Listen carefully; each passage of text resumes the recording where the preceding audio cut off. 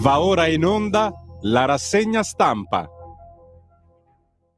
Tan taradan tan tan tan tan tan taradan pom tom tom torodon tom tom tom tom todon. È la sigla dell'intervallo, no? Io non comincio, sono le 7:28 scoccate adesso. Sei troppo avanti. Abbiamo il regista Francesco, fretta, dai, perché arriva congelato, no? Per cui deve essere attivissimo. Schiaccio, presto, scarico, vai, sigla, auguri, presto. E sono sempre le 7:28. Dici, che devo fare? Sei tu in onda. E in anticipo l'orario del computer. Vedi, ce l'ha qua il computer, ce l'ho lì il computer. Perché Radio Libertà è avanti. È vero, ma a volte siamo troppo avanti, ma da sempre la Lega, Bossi disse delle cose che tutti lo presero per pazzo, e poi guarda la storia del fax, no? Invieremo il fax della manovra economica in Europa. È così, è peggio, neanche più il fax che puoi sempre dire ma era finita la carta, eccetera. No, basta, adesso c'è la PEC. 7:29. Che faccio? Comincio? Ma sì, dai. So che mi state aspettando, so che siete lì centinaia e centinaia di persone, chi come al solito in auto a quest'ora, e sì, sta sghiacciando l'automobile, sghiacciamo la macchina. Come va? Buongiorno, Sammy Varin, certamente la nostra rassegna stampa quotidiana, daccela anche quest'oggi, quanto fosse una bellissima donna, daccela anche quest'oggi, sì, ce la diamo, ce la regaliamo.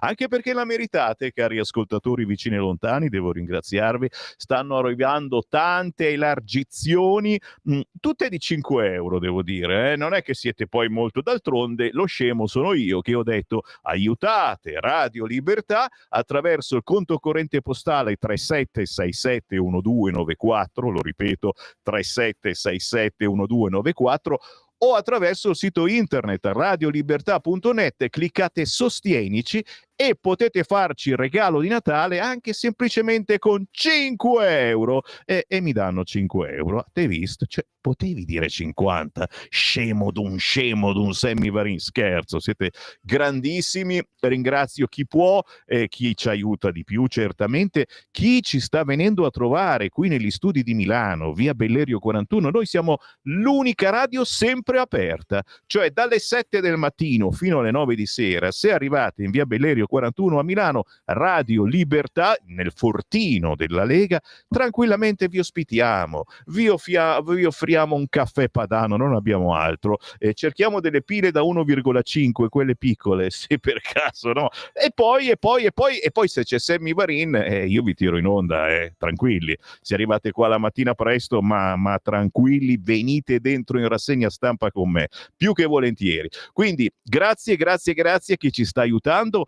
Grazie naturalmente a chi già a quest'ora ci sta whatsappando, perché la rassegna stampa che sta per partire ha il vostro coadiuvo quotidiano al 3406709 Cosa volete dire con questo? Che potete inviarmi un messaggio scritto, ma anche parlato, cantato, se volete anche videato, 3406709 per commentare l'attualità, le notizie che vado a leggervi. Ciao a chi ci ascolta, dicevo, dall'auto, nella banda DAB dell'autoradio, o chi ha collegato il proprio telefonino all'autoradio tramite Bluetooth, ormai è una sciocchezza. Grazie a chi a casa e ha scelto il canale 252 del televisore, ma anche ai tantissimi che si sono regalati una radio DAB in questi anni. Ormai in tutte le nuove radio DAB c'è anche appunto la banda DAB, oltre all'FM. Buongiorno a chi ha scaricato l'applicazione di Radio Libertà sul proprio cellulare o a chi ci sbircia sul sito radiolibertà.net, dove siamo anche in video, e poi scoprite anche che la nostra radio, oltre a essere televisione, è anche un bel sito di controinformazione. Infine, grazie a chi ci guarda su Facebook e su YouTube, soprattutto Facebook, sulla pagina di Lega Salvini Premier, oltre 1 milione di persone collegate con Radio Libertà. libertà e me la tiro tantissimo. Quanto te la tiri, Sammy Varin? Allora, un'occhiata alle agenzie, tutti quanti naturalmente hanno l'apertura anche in versione cartacea su ciò che sta avvenendo in Siria. Oggi il Consiglio di sicurezza dell'ONU, gli Stati Uniti sostengono la transizione pacifica, Biden avverte: non permetteremo che l'ISIS si ristabilisca nel paese. L'esercito israeliano supera i confini per la prima volta dal 73, ora controlla il Monte Hermon. Fatto sta, insomma, che è passato un nuovo regime a governare la Siria. La caduta del regime, scrive Repubblica, la grande scacchiera, i nuovi equilibri mondiali, il terremoto arriva da Kiev. Dalla Repubblica al Corriere: Assad a Mosca con asma ai figli, Putin gli offre asilo politico. Così i ribelli hanno preso Damasco, il racconto dell'inviato. Chiaramente non è tutta roba semplice da capire, ora ci proveremo con alcuni quotidiani e con alcuni commentatori che la fanno molto facile. La sensazione che abbiamo noi è che si passi dalla padella alla brace, ma non sapremo cosa scegliere, dico io. Ne parliamo tra pochissimo. Intanto gli argomenti di quest'oggi ve li preannuncio, quelli belli che poi troverete sul sito di Radio Libertà, perché li potete già da adesso richiedere. Cosa vuol dire? Facciamo le richieste, anche le dediche se volete, tranquillamente. Al 340-6709-659 potete richiedere l'argomento preferito dal quotidiano preferito. Ad esempio, dal Corriere vi leggerò l'articolo su Atreju. Sì, si è aperta la kermesse della destra della Meloni e ragazzi, che ospitoni, arriva Bertinotti. Quanto tempo, I love you, Bertinotti. Dal Giornale una bella intervista alla moglie di Vannacci, che comincia a essere richiesta, zitti zitti quatti quatti, la stanno richiedendo di qua e di là. Dal Tempo parleremo del vostro Amaro Lucano. Amaro perché è stato rieletto sindaco nella sua Riace, anche europarlamentare, ma soprattutto perché ieri aveva un appuntamento proprio a Riace con una certa Rachete.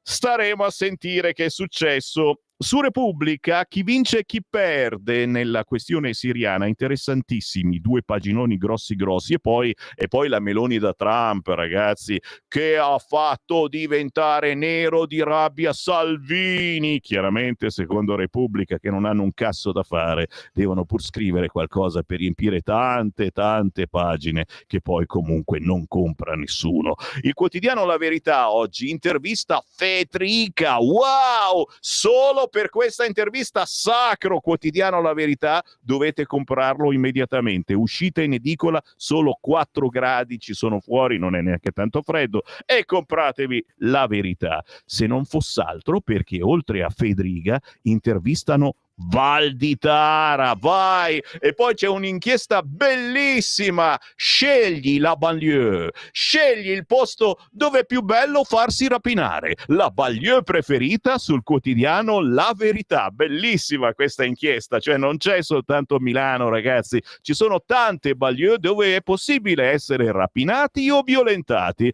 Naturalmente a voi la scelta, e parleremo certamente del posto migliore, cioè peggiore, per uscire la sera e anche di pomeriggio. Infine sul Libero, Siria e su Maoro, anche qua Siria, ci sono dei bei paginoni sulla Siria e anche un bel commentone sulla Siria, ma soprattutto su Maoro. Che fine ha fatto su Maoro? Siamo un po' tutti preoccupati, l'abbiamo visto al funerale del povero Rami, ma adesso pare che addirittura faccia il giudice musicale. Che cazzo fa su Maoro?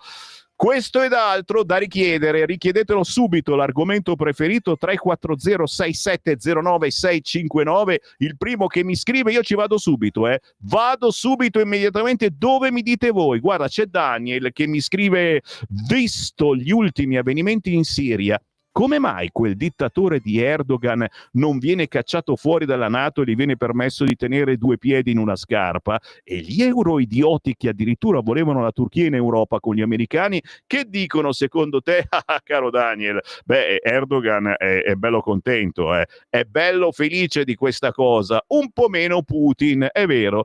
Giannini, cosa c'entra Giannini? Niente, è di ieri, dai piedi della grigna, buongiorno e buona settimana a tutti. Ah, dai piedi, no, pensavo che fossi su in alto. Buongiorno a chi ci scrive dai piedi della grigna. Di sicuro Sammy, da un regime all'altro, complimenti, scrive Erminio. Ciao Sammy, da un siriano sul divano a un siriano sull'aeroplano. Bella questa, perché se n'è andato da Putin. Adesso che ci sono i loro amici tagliagole al governo, possono bellamente andarsene a quel paese. Bravo Luca, l'importante è che non arrivino qui, perché sai che sti tagliagole, insomma, adesso poi c'aveva la barba tutta carina, se l'era appena messa bene. Oh, sembrava un bravo ragazzo quello che è arrivato in Siria. Ma dice che è davvero così cattivo? Oh signor, fammi leggere il Corriere della Sera, che poi iniziate a scrivermi: leggi i giornali, questa non è una rassegna stampa, ve l'ho detto più volte, è uno show, è uno spettacolo, è un riempipista, è un qualcosa per tenervi compagnia mentre vi svegliate la mattina, mentre fate colazione, mentre siete già in coda e state pensando a ieri che siete andati a cosa lì dell'artigianato, siete andati alla fiera dell'artigianato, l'artigianato in fiera, siete dei cazzoni, non si va all'artigianato in fiera a Sant'Ambrose, c'è gente ancora in coda adesso che sta cercando di capire cosa è successo. E beh, era il weekend di Sant'Ambrose a Milano. Se andate all'artigianato in fiera a Sant'Ambrose, probabilmente c'è qualcun altro che ha avuto la stessa vostra idea. Che silenzio. No, è bello un po' di silenzio ogni tanto. Corriere della Sera, la Siria, il regime, la caduta di Assad, titola oggi il Corrierone. I ribelli a Damasco, vittoria del mondo musulmano. Il leader Al-Jolani, Al-Jolani, se la volete un po' la meridionale, bacia la terra, è bellissimo, come il Papa anche lui bacia la terra. L'ex presidente che fugge a Mosca avrà asilo politico, raid USA colpiti 75 obiettivi dell'ISIS, e vedete il guerrigliero che calpesta la testa della statua battuta di Assad, ok? E poi certamente Andrea Nicastro, così i soldati si sono arresi. Federico Rampini non ha perso solo il despota, e in primo piano le etnie, lo scenario, stato mosaico, i rischi, il legame e la strategia, lo zar, l'asse e la ferita. Intervista al ministro Tajani e adesso garanzie. Beh, quando Tajani ieri ha detto che sono entrati nel giardino dell'ambasciatore, cavolo, eravamo tutti preoccupati, nel giardino dell'ambasciatore, ma non è successo niente. Quante storie, sono andati lì nel giardino, hanno preso su un po' di macchine e via andare, anche perché Assad qualche macchinino, qualche proprio catorcetto ce l'aveva. Sempre sul Corriere, in prima pagina, Aldo Cazzurlo ci porta in Francia, la riapertura, l'identità, Notre Dame, la cattedrale che ferma il paese più laico. Sicuramente comunque è stato un evento di quelli importanti, tutti a Notre Dame a vedere questa bellissima nuova Notre Dame, proprio nuova di zecca. Qualcuno ha scritto che sembra l'esposizione del mobile, tutto lucente, non c'è più niente di antico lì dentro, mi chiedo io, però c'erano tutti i grandi della terra, quindi è stata una figata. E soprattutto la Meloni si è incontrata con Trump. Sempre sul Corriere, ve lo dico già adesso, a pagina 17, Arianna accende la festa di Fratelli d'Italia. Torna Bertinotti 18 anni dopo. Il via con l'albero e il presepe. Atreio è più grande. Noi mai fischiato gli ospiti, è vero, li trattano bene. L'ex leader, la ribellione parte con un io non ci sto. Bel paginone per ricordare che si è aperto a Roma questo grande evento della destra, ci sono anche i mercatini tutti belli, ma mi piace questa cosa. Andiamo ad Atreju anche noi, dai, ci fanno entrare? Sì, no, cioè, perché no? L'applauso a Bonolis che ricorda Berlusconi dicendo mi voleva portavoce di Forza Italia ma io non lo votavo, e insomma appuntamento al Circo Massimo con l'edizione 2024 di Atreju. La kermesse dei Fratelli d'Italia si intitola quest'anno La Via Italiana, risposte concrete al mondo che cambia. Domenica prossima al discorso finale della Premier, leader di Fratelli d'Italia Giorgia Meloni, ma la Schlein non ci va. Come mai? Le TV di Unicosano, sì, non è una bella notizia per chi fa radio, televisione, già un'altra brutta per gli addetti ai lavori. Telepordenone, storica televisione del Friuli Venezia Giulia, che chiude, che vende a Birichina TV, questa radio che fa musica a richiesta, come ai bei tempi devo dire, le richieste musicali, le dediche eccetera, e sta acquisendo frequenze, spazi da tutte le parti. Ora addirittura ha preso al volo la chiusura di Telepordenone e ci fa la TV, la radio televisione, insomma quella roba lì. Misteri. La TV di Unicusano, Bandecchi, 250 licenziati faranno gli agricoltori. Non è bastato l'annuncio shock con un comunicato sui 250 licenziamenti. Stefano Bandecchi, AD dell'Università Nicola Cusano, sindaco di Terni, lo conosciamo bene, leader di Alternativa Popolare, non ha preso molti voti, ma lo conosciamo, non ha fatto mancare il suo commento: andranno a fare gli agricoltori, spiegando poi che è solo l'inizio perché spariranno altre professionalità. I lavoratori messi in mobilità sono dipendenti delle TV Cusano Italia TV e Cusano News 7 dello stesso gruppo dell'Ateneo di Bandecchi. La decisione è stata presa dopo le accuse a Unicusano di non aver pagato 14 milioni di euro di IRES. Avevamo trovato un accordo per 12,5 milioni di euro con l'Agenzia delle Entrate che avrebbe risolto i problemi, ha spiegato all'ANSA Bandecchi, ma la magistratura e la Guardia di Finanza hanno un'idea diversa e l'Agenzia delle Entrate non se l'è sentita di dare seguito a quell'intesa che secondo i magistrati non andava bene, e naturalmente ci spiace molto. Così dal quotidiano Il Corriere passiamo, mi state richiedendo, lo so, vabbè, allora sai che faccio? Mi butto da questa parte, mi state richiedendo il Secolo d'Italia, che oggi è particolarmente potente, sarà che chiaramente è il giornale della destra, però guarda un attimo il titolo, fammelo vedere, guarda qua, il Secolo d'Italia titola Stop allo Ius Soli. L'annuncio di Trump sull'immigrazione gela la sinistra, ragazzi. Stop allo Ius Soli. Parliamo di America, ragazzi. Ti puoi immaginare, se lo toglie l'America, e che facciamo? Lo mettiamo noi qua in Italia? Forza Italia! No, tanto così per l'editoriale di Maurizio Ferrini che dice: brutte notizie per la sinistra italiana. Per lo Ius Soli dovranno a breve trovare un modello diverso da quello americano. L'annuncio di Donald Trump tiene banco negli Stati Uniti, ma indirettamente fa scalpore anche oltreoceano. Un clamoroso quanto netto no alla cittadinanza per nascita, che andrebbe a cancellare un diritto sancito dalla Costituzione americana. Il modello americano con cui si riempiono la bocca i vari Bonelli e Fratoianni e Schlein scricchiola paurosamente. Trump ha infatti definito senza mezzi termini ridicolo il mantenimento dello Ius Soli. Ridicolo.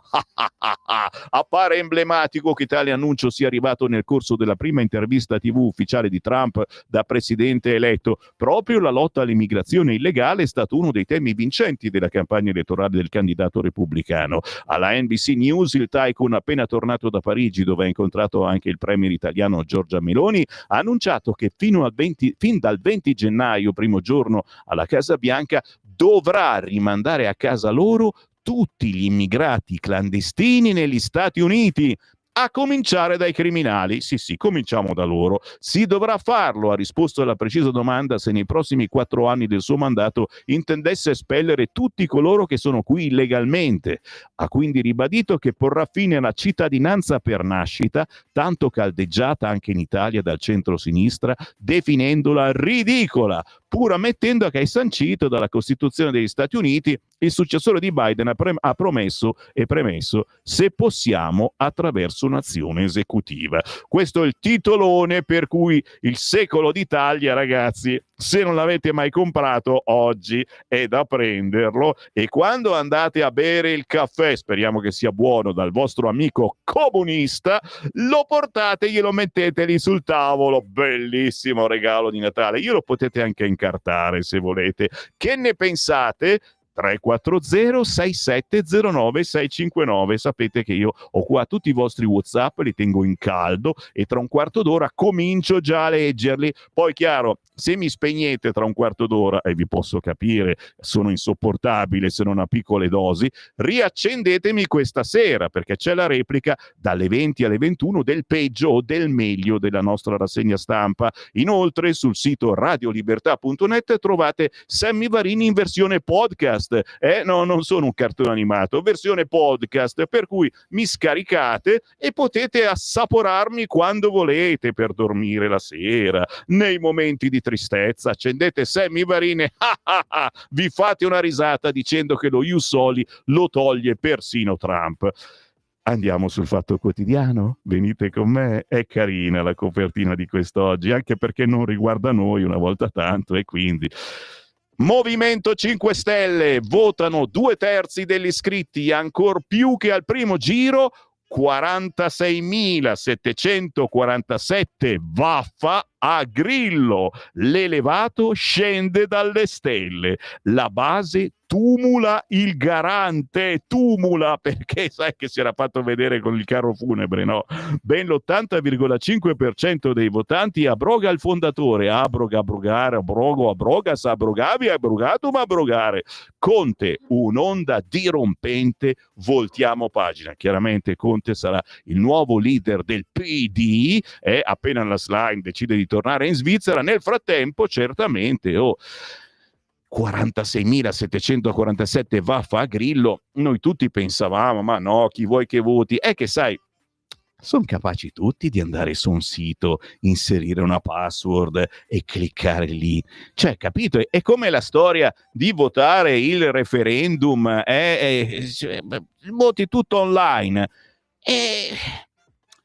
Non so io, cioè, se un giorno dicessero guarda che anche le elezioni adesso le facciamo tutte online, c'è il pro e c'è il contro, probabilmente ci sarebbe l'80% di partecipazione se si votasse in Italia online, ma chi parteciperebbe e chi non parteciperebbe? Probabilmente si girerebbe completamente la frittata. Giovani e fancazzisti voterebbero, gli altri, gli anziani e chi effettivamente ci tiene, probabilmente avrebbe perso la password e non voterebbe, no?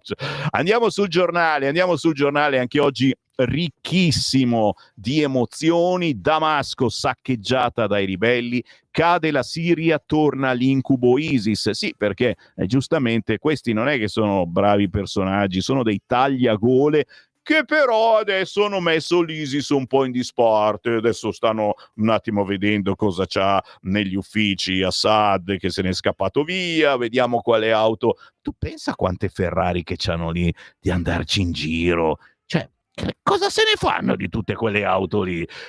No, visto che noi qui abbiamo problematiche, dice magari no, cioè ti arriva anche il terrorista sull'auto, no? Compri l'auto e trovi in omaggio il terrorista tagliagole. Assad fuggito, il nuovo leader Al-Jolani promette di non toccare i cristiani, ed è già tanto, ma annuncia vittoria dell'Islam, un colpo ferale per Mosca e Teheran. Trump ha scelto Meloni come ponte verso l'Europa, il ruolo dei conservatori. L'editoriale di Fiamma Nierestein, l'asse del male finito il 7 ottobre, ma sul quotidiano Il Giornale quest'oggi c'è anche l'intervista alla moglie di Roberto Vannacci: a casa Vannacci c'è il matriarcato, lo minacciai di fargli rapporto. Assolutamente nulla da dire, anche a casa Varin è la stessa cosa, non si parla, e se si parla attento a come parli. Scherziamo naturalmente, Marta che sta andando a lavorare a quest'ora e poi me ne dice di tutti i colori più tardi. A casa Vannacci c'è il a casa Vannacci, no? E la bella foto di Camelia Mihailescu con il marito Roberto Vannacci. Lei è nata a Bucarest, figlia di un militare e ha 2 lauree. Sempre sul quotidiano Il Giornale quest'oggi: 5 Stelle, Grillo perde anche la votazione bis, ma il comico annuncia battaglia per il simbolo, addirittura più partecipanti di 14 giorni fa, eliminata la figura del garante dello statuto, cioè bye bye Grillo. Gaetano Quagliariello, il suo articolo sul caso francese, la democrazia del potere irresponsabile, e poi la kermesse di Fratelli d'Italia, Atrei, Bertinotti contro Stellantis, vincono i cattivi. Io giro e vado proprio all'interno del quotidiano Il Giornale con Bertinotti che torna sindacalista. A me piace Atreyu proprio perché ci vanno quelli che non c'entrano un cazzo, capito? Cioè dici ma per favore, no dai, scherziamo un pochino, ci mancherebbe, però io Bertinotti ed Atreyu ma ci andrei subito ad ascoltarlo. Purtroppo è lontano dal nord e quindi noi non ci andiamo ad Atreyu. Bertinotti torna sindacalista, Stellantis vincono i cattivi. L'ex leader di Rifondazione Comunista ospite straniero di Atreyu, Schlein fa quel che può in un centro-sinistra molto malconcio, ha detto Bertinotti. Essere non allineati oggi significa anche la diserzione dalla guerra, e anche qui sul quotidiano Il Giornale il caso Unicusano, chiudono le TV di Bandecchi, è colpa della magistratura. Il sindaco imprenditore dice in 250 saranno senza lavoro. Avanti con le notizie, avanti con i quotidiani, ma non mi muovo dal quotidiano Il Giornale perché, immediatamente, sì signori, ok, questa è la radio degli ascoltatori, Radio Libertà, e allora a pagina 12 vi dico subito l'intervista a Camelia Mihailescu.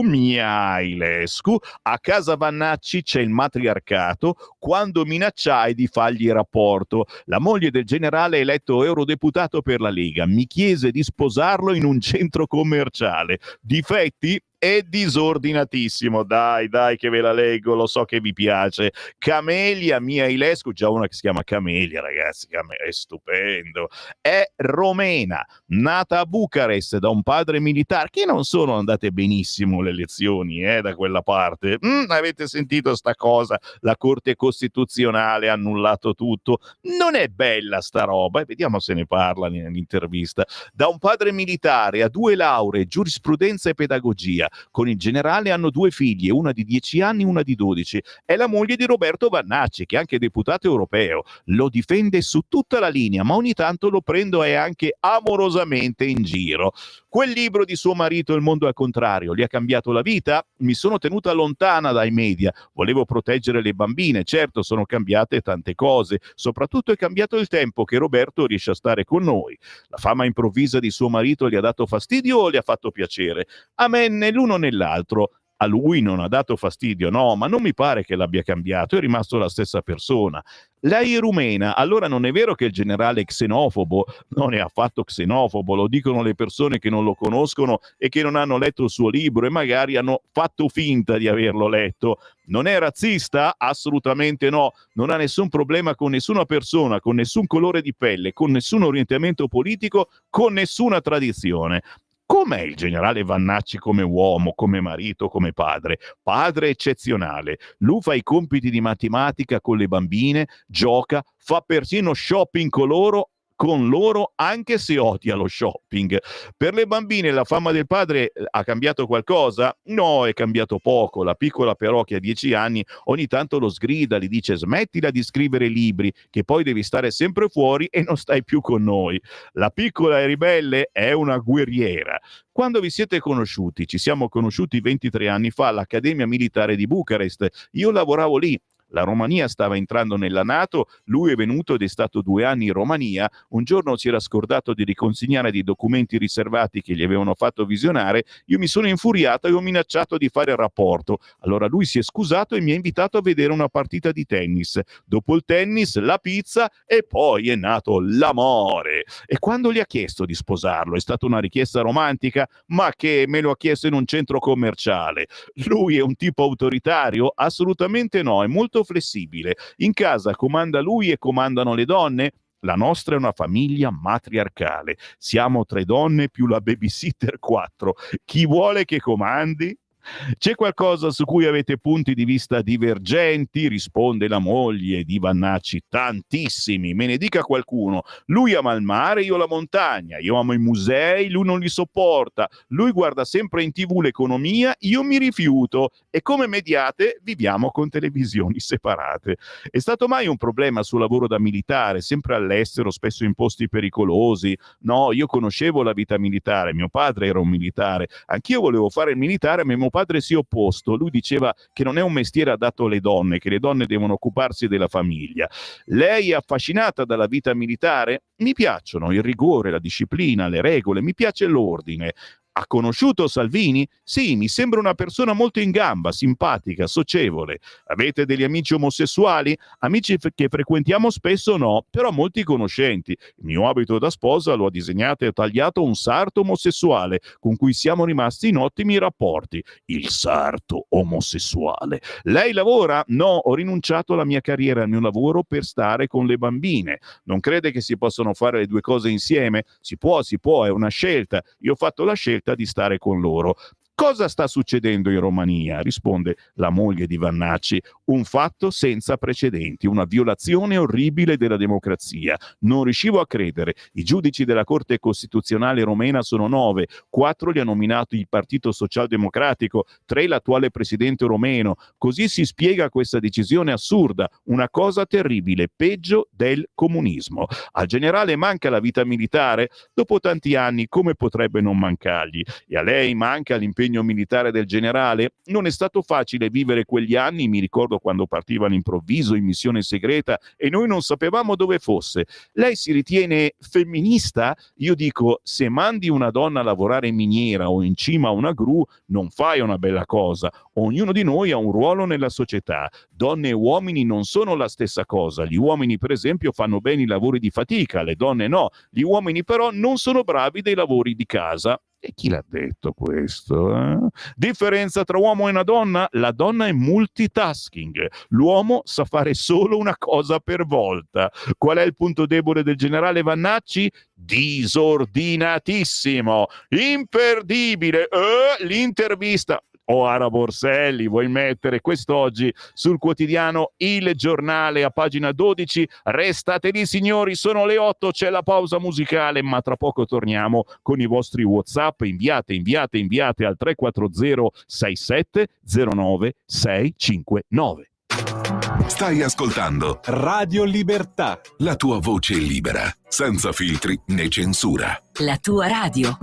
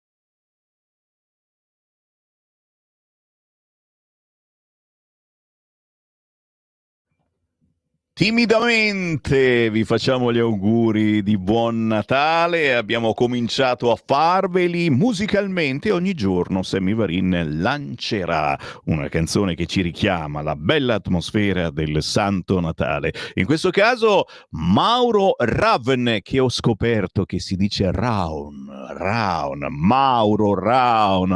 Ci ho messo 3 mesi, però ce l'ho fatta. La sua versione di Silent Night, Mauro Raun, ho scritto Raven però, è Mauro Pagliarino. Lo stiamo seguendo da qualche mese. Abbiamo scoperto questo pianista che ha fatto tantissime composizioni. Lo abbiamo scoperto ad Halloween perché ha girato tantissimo sugli store, su YouTube, un pezzo dell'orrore proprio dedicato alla notte di Halloween. E poi ho scoperto appunto che questo Mauro Raven, Mauro Pagliarino, ha scritto centinaia di composizioni di ogni tipo. È un tipo simpatico, arriva da Torino, compone e produce chill out, lounge, ambient, relaxing, una produzione immensa che porta poi in giro per il mondo suonando in locali, feste private, navi da crociera. Lo trovate semplicemente su Instagram scrivendo Mauro Raven e ogni settimana butta fuori un pezzo natalizio, ok? Ogni giorno, cosa ogni settimana? Ogni giorno, questo non dorme la notte. Bravo, Mauro Raven. La vera notizia è la Romania, altro che Siria, è nuova Lidl di Parigi. Buongiorno Sammy, è vero, questa cosa della Corte Costituzionale, avete sentita la moglie di Vannacci, è una roba che puzza, mamma quanto puzza. C'è Max che mi scrive: buongiorno, vorrei segnalare che da anni è necessario fare la quarta corsia della tangenziale ovest, visto che nel lato ovest della città non c'è la tangenziale esterna ovest. Qualcuno se ne può occupare, visto che è da decenni che facciamo code in tangenziale ovest e nessuno si occupa del problema. Grazie Max, volentierissimo. Gliela passiamo a Matteo Salvini questa cosa, che è molto attivo anche sul fronte strade, è dall'altra parte, insomma, qualcosina si sta muovendo. Quelli che passano dalla zona di Cormano hanno questa nuova corsia dinamica, si chiama, perché siamo tutti lì a ballare mentre facciamo la corsia dinamica. Scherzi a parte, ha tolto veramente parecchio traffico. Il problema è chiaro quando sono da allargare le corsie, anche poi girando verso Varese, io che la faccio tutti i giorni, abbiamo 5 corsie variniane per andare verso Varese, ma che fatica però, e d'altronde è l'autostrada più vecchia del mondo, quella che compone Sammy Varin ogni giorno per tornarsene a Casammagnac. Buona giornata, buongiorno a chi mi scrive, ma non si scrive chi è, ma grazie, mi fa sempre piacere che mi scriviate qualcosa al 340-6709-659. Atalanta, prima in classifica, mi scrive qualcuno, c'è anche l'audio, speriamo che non si metta a cantare, sentiamo. Buongiorno signor Sammy, a tutti i radioascoltatori. Allora, guarda. Buona settimana, Monday. Ehi là. Ma io credo che l'input da piccolissimo, un essere umano, un uomo, che vede sua mamma coperta col velo, la sua sorella coperta, la sua nonna coperta, pomia ves, un uomo normale, non è normale. Non è allora, normale. ho detto tutto. A presto, dallo Stefano del Brembo.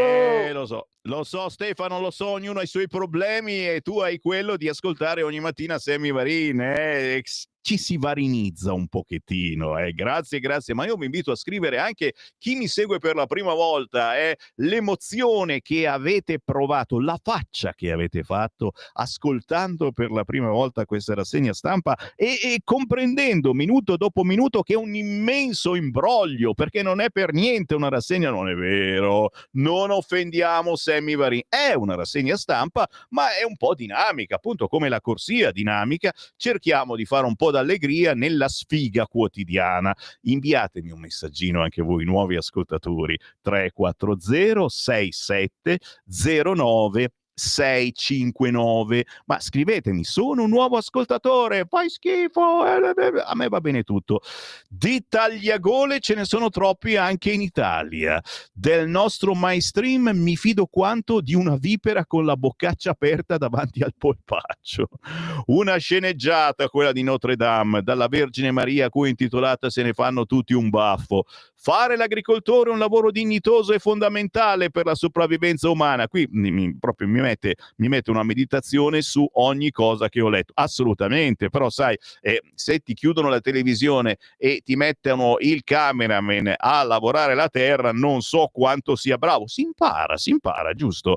Che devo dire? A me Trump piace perché è fatti e non parole. Il grillume dimostra come sempre di avere meno dignità di un grillo ubriaco. E poi, anche a casa mia nel 1885 con mia nonna vige il matriarcato. Un saluto a tutti coloro che sono sotto il matriarcato e gli va pure bene. Ma che fine ha fatto Soumahoro? Non ce ne può fregare di meno. L'importante è che stia fuori dalle balle della politica. Ancora meglio se ritorna in Africa. No, Marco, assolutamente. Io Soumahoro lo amo segretamente, insieme a Lucano, devo dire. Se fossi gay andrei con loro. Prevedo una guerra totale contro Trump e lo Ius Soli che approda in Parlamento. Sì, Marco, soprattutto visto quello che ha dichiarato Trump, che vuole togliere lo Ius Soli in America, e ti immagini, e lo mettiamo qua in Italia? Ancora WhatsApp al 340 6709 659. Gio da Venezia mi scrive: siamo veramente fortunati a vivere in Occidente democratico e liberale, basato sulle regole. In America Biden, prima di sparire nel nulla, cancella i crimini del figliuolo un po' discolo. Ce l'abbiamo anche noi, il discolo della settimana. In Francia Macron imbroglia gli elettori, prima quelli di destra, poi quelli di sinistra, per finire infine nella palta. In Italia la giustizia usa a inquisire i politici sgraditi prima delle elezioni. In Romania il potere cancella i risultati elettorali ritenuti non giusti, e si potrebbe continuare, però l'Occidente è sempre un bel giardino fiorito, come disse l'altro comico spagnolo della commissione di Bruxelles. Quasi quasi preferisco la giungla. Buongiorno Sammy, Ruffini lo buttiamo fuori giusto per fare uno sgarro a quello che sta di casa dal Colle. Dai, che sogni erotici c'ha questo. Buongiorno Sammy, che bello sentire le musiche natalizie che non si sentono più neanche in chiesa, purtroppo. È vero, sono diventati tutti comunisti persino in chiesa.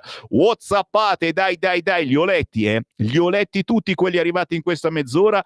Avanti col primo WhatsApp, ve lo leggo al volo se arriva al volo. 340 6709 659. Vi mettete in contatto diretto con la redazione nazionale e internazionale di Radio Libertà, con Sammy Varin che è davanti al computer e non vede l'ora di ascoltarvi, e chiaramente vi ascolteremo anche nel corso di tutta la giornata, perché la nostra è l'ultima radio rimasta ancora libera, e quindi inviando messaggi al 340 6709 659 siete in onda con noi. Ancora richieste per il Secolo d'Italia. E cosa faccio? Faccio una rassegna stampa solo sulla prima pagina del Secolo d'Italia? Vabbè, te la faccio rivedere, guardalo qua. Ma compratelo, è barbone, è straccione, pezzente di un ascoltatore. Oggi, lunedì 9 dicembre, con solo €1, a proposito di barbone e straccione, ti compri il Secolo d'Italia e glielo porti quando vai a bere il caffè dal tuo amico comunista, perché il titolo principale, chiaramente c'è Trump che saluta come per dire guarda che ti faccio il culo, e poi stop allo Ius Soli, l'annuncio di Trump sull'immigrazione gela la sinistra, ok? Guarda, oggi deve andare a ruba €1, cosa vuoi che sia, il Secolo d'Italia da comprare e da sventolare davanti al vostro amico comunista quando vi trovate al bar quest'oggi. Oh, per sbaglio ho ascoltato la vostra radio per 5 minuti. Siete vergognosi e comunisti, Radio Popolare, che pena. Walter, hai sbagliato numero, questa è Radio Libertà. Vabbè, può capitare, no? Voglio la vera democrazia, viva il Duce, eccolo lì, Mauro Daiseo. Oh, signore, che pazienza essere Radio Libertà, va bene, salutamelo tanto, intanto mi rituffo nei quotidiani. Dove vado? Avete richieste? No, lo so, la verità oggi è ricchissima, però la tengo per dopo, vi faccio soffrire, se no mi spegnete la rassegna stampa. Con chi parlo se vi leggo già la verità? Però oggi, cioè, guarda, vi faccio solo un girettino veloce sulla verità, ma proprio una cosa, proprio mordi e fuggi. Massimiliano Fedriga sulla verità, un paginone gigantesco. Giuseppe Valditara sulla verità, un altro paginone. Ma soprattutto, signori, lotta all'invasione, 1, 10, 100 corvetto, le altre periferie pronte ad esplodere. Ragazzi, qui c'è la mappa.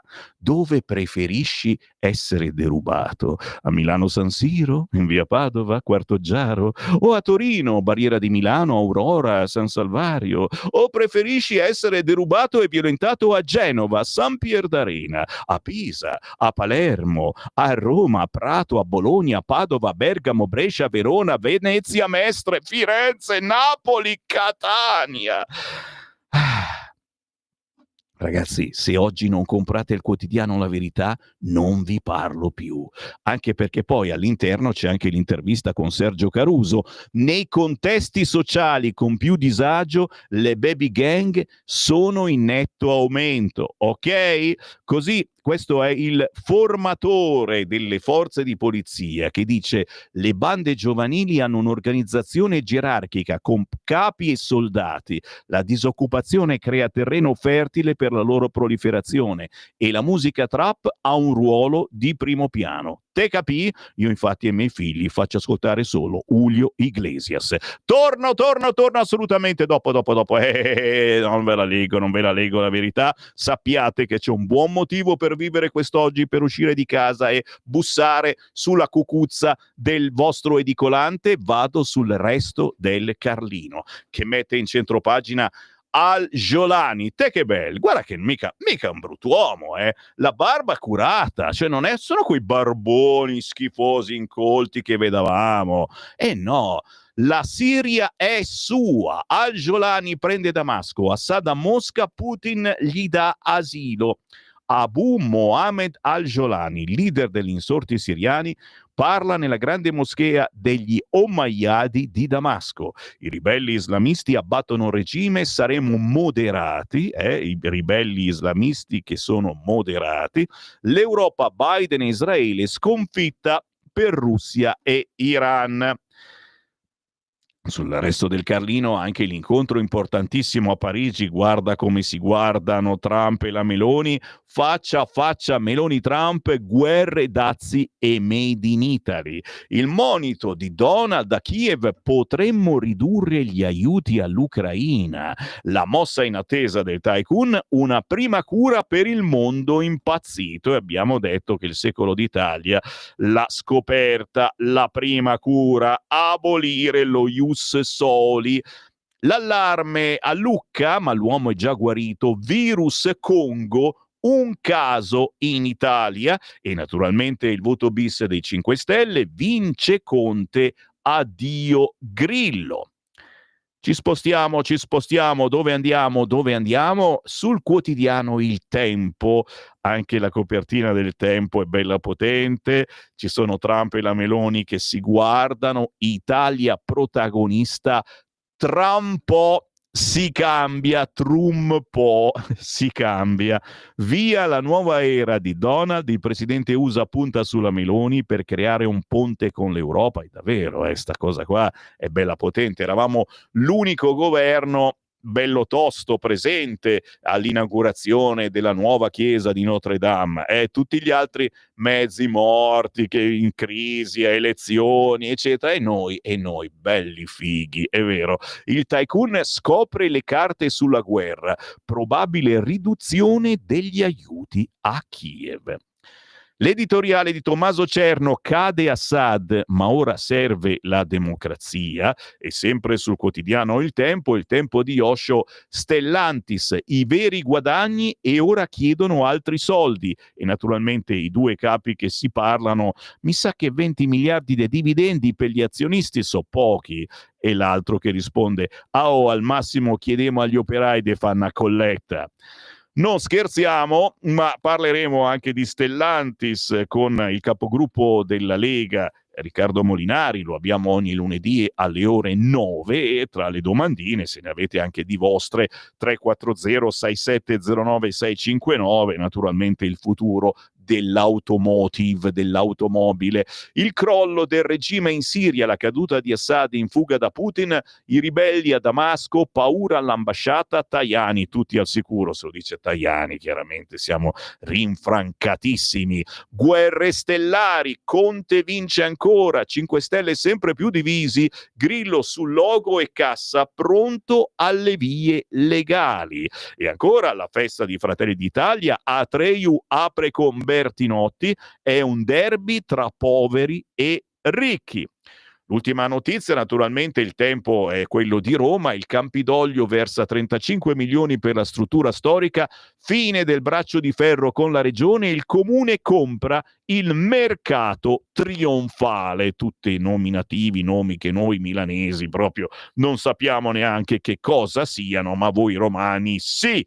Il tempo all'interno, il piano Elkann per l'Italia, 4,8 miliardi di incentivi con l'aiuto di Conte e Schlein. Mercato in crisi, difficile per John ottenere come finora cedole per 4 miliardi.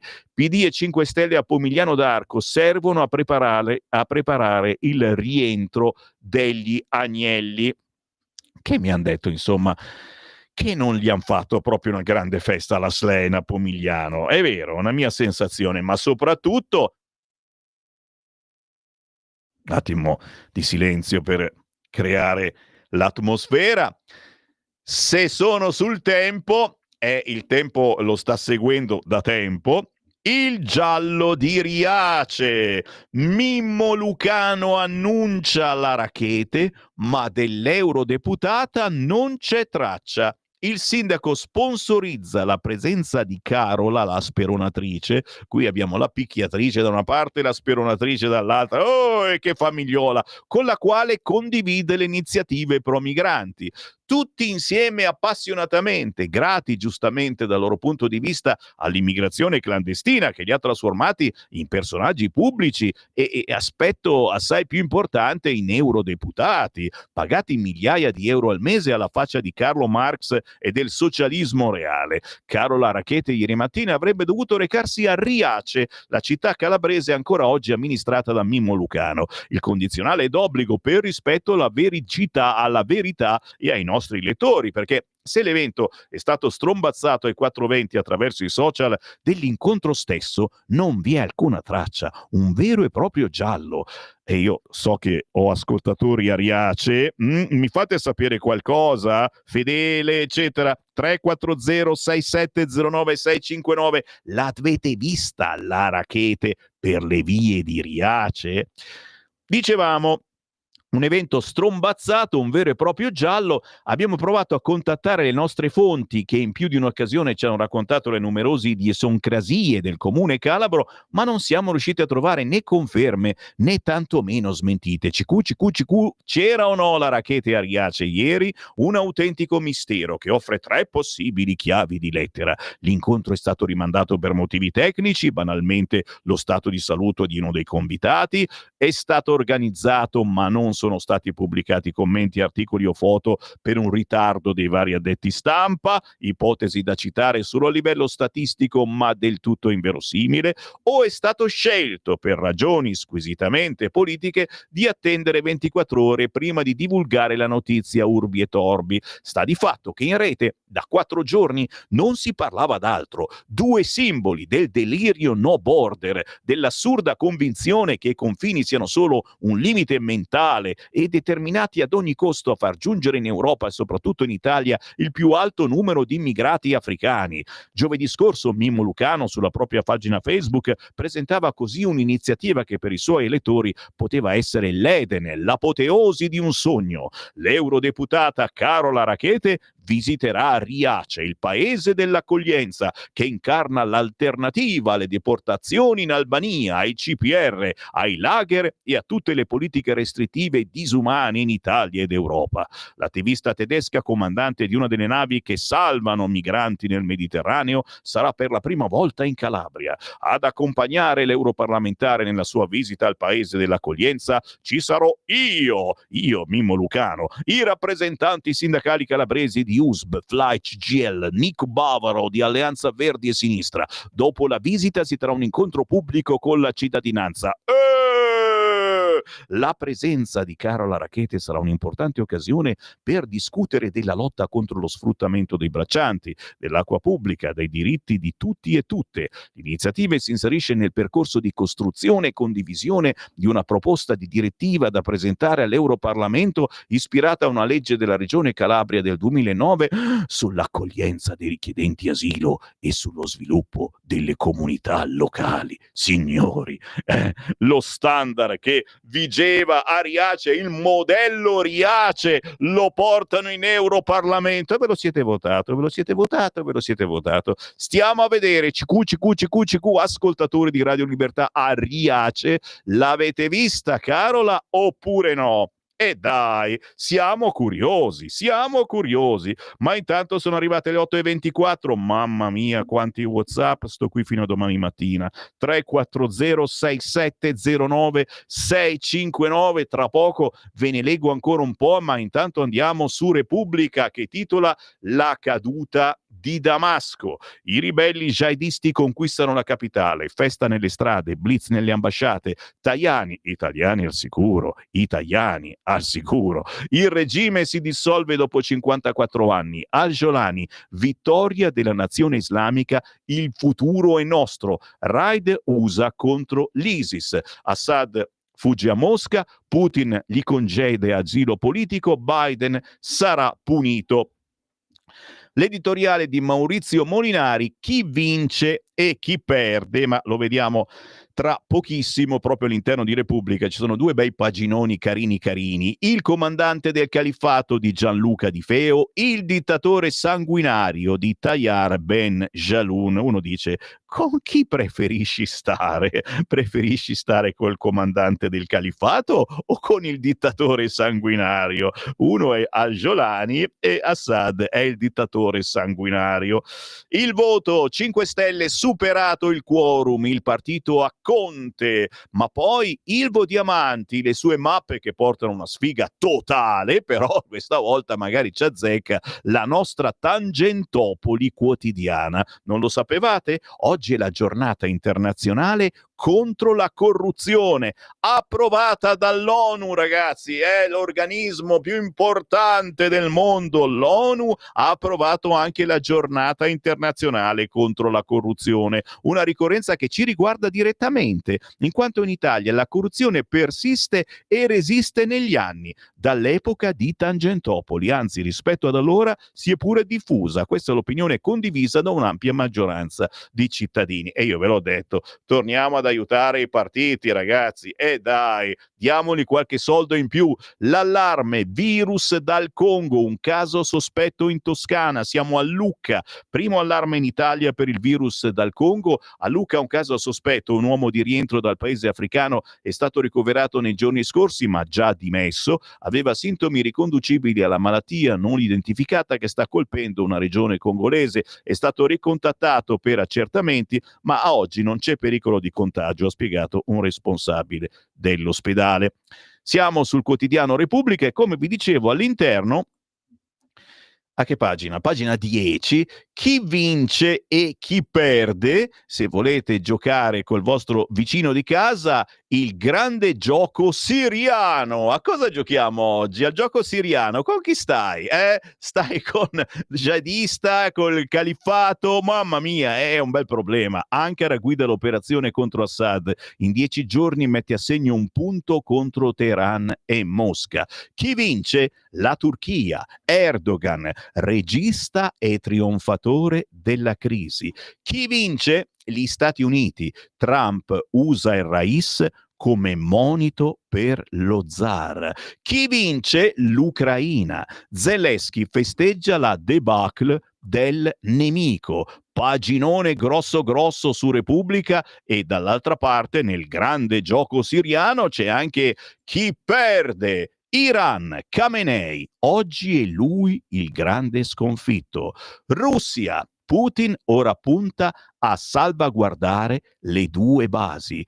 Israele, Netanyahu teme un califfato ai suoi confini, e infatti sono già lì sulle alture che guardano cosa cavolo succede.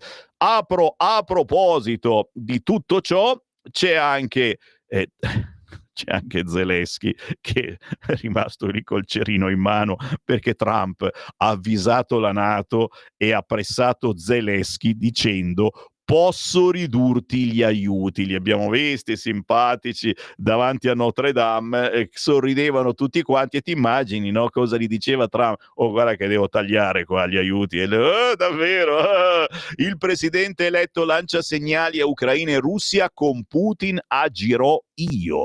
Poi minaccia di lasciare l'alleanza, di lasciare la NATO, signori, perché non paghiamo le rate. Il leader di Kiev: serve una pace giusta. Ragazzi, lo so che dico un'eresia, ma oggi è davvero interessante. Il quotidiano Repubblica, anche su sta cosa di chi vince e chi perde, si cerca di spiegare un po' meglio una situazione comunque importante, perché questi prima o poi ce li ritroviamo a casa nostra. L'ultima segnalazione dal quotidiano La Repubblica, pagina 15: quei 15 minuti di Donald e Meloni. Vieni a gennaio a Washington, faccia a faccia all'Eliseo mediato da Musk. Oh, sempre in mezzo questo. Tra i temi Kiev e i dazi, la leader vuole favorire il dialogo del tycoon con la von der Leyen e spera in una sua visita in Italia. Guardali come sono sorridenti, ma d'altronde siamo su Repubblica e la stoccatina finale ci doveva essere. Il caso, il sorpasso su Salvini che ora cerca un posto all'Inauguration Day, cioè Salvini sarebbe arrabbiato perché la Meloni è andata da Trump, cioè, capisci? Ma non ci crediamo più a Babbo Natale, amici di Repubblica. Oh, santa polenta, quanta pazienza, devo andare a riposarmi dopo tutte queste emozioni. Pausa musicale, ci ritroviamo tra pochissimo. Stai ascoltando Radio Libertà. la tua voce libera, senza filtri né censura. La tua radio.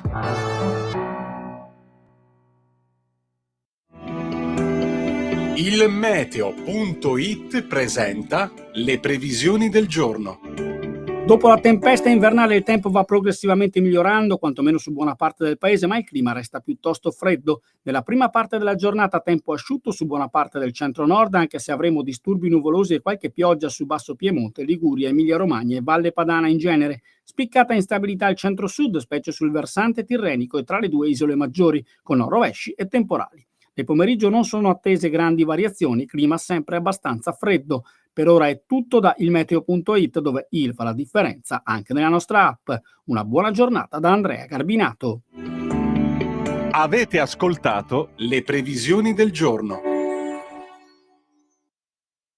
Lo amiamo perché ci offre sempre le cose più buone e naturali. Linea Alberto Acerbis. Un saluto cari amiche, cari amici, cari ascoltatori di Radio Libertà da Alberto Acerbis.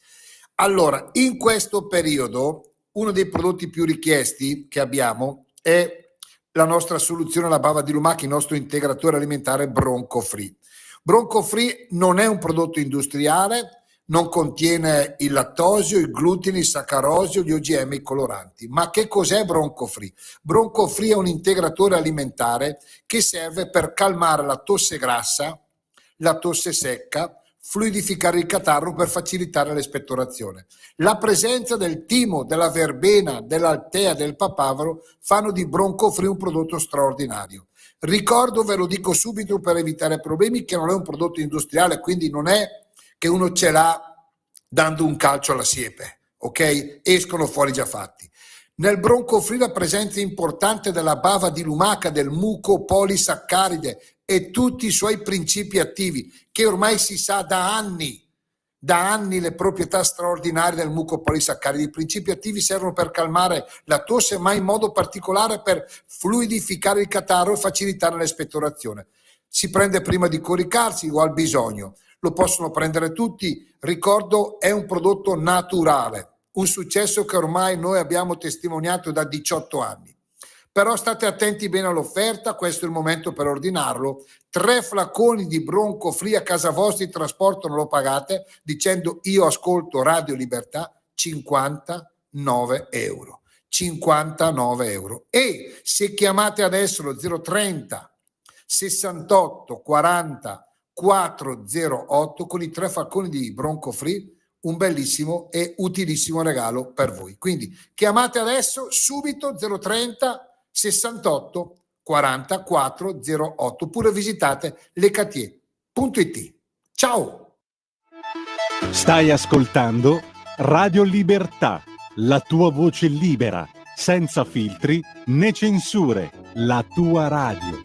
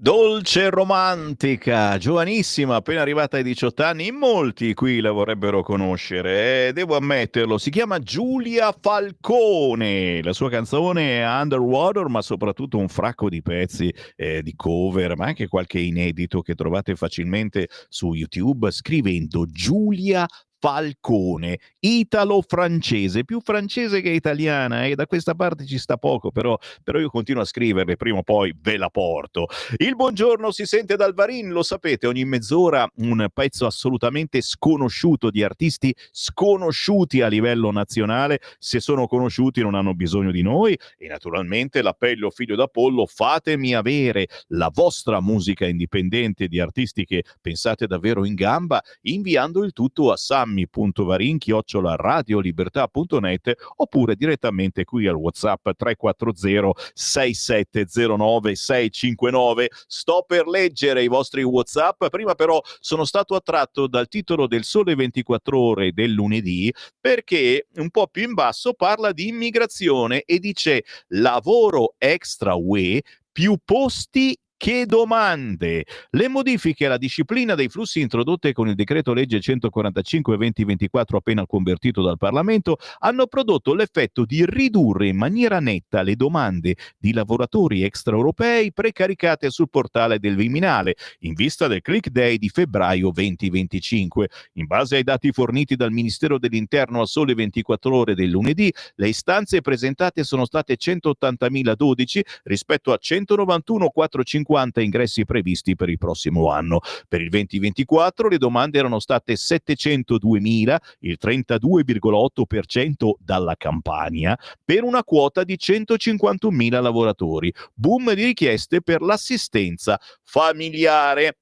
Già che sono su Sole 24 Ore, a proposito di manovra, bonus edilizi a rischio almeno una casa su 3, con lo sgravio al 50% per abitazioni principali, in fuorigioco chi entra a fine lavori, delibere difficili in condominio, possibile più sommerso. E sempre a proposito di novità, in vigore dal 14 dicembre, controlli e patenti sospese, le novità del codice della strada. Per alcune misure bisognerà aspettare decreti e linee guida dei ministeri competenti, per altre l'attuazione comincia dall'entrata in vigore della legge il 14 dicembre, il nuovo codice della strada. Tra le novità spiccano le sospensioni della patente dai 7 ai 30 giorni, provvedimenti che adesso potranno essere presi direttamente dagli agenti di polizia, che dovranno segnalarli sul verbale e annotarle nell'anagrafe nazionale degli abilitati alla guida, cosa non semplice dato che i corpi di polizia locale non sono abilitati a inserire modifiche nel sistema informatico.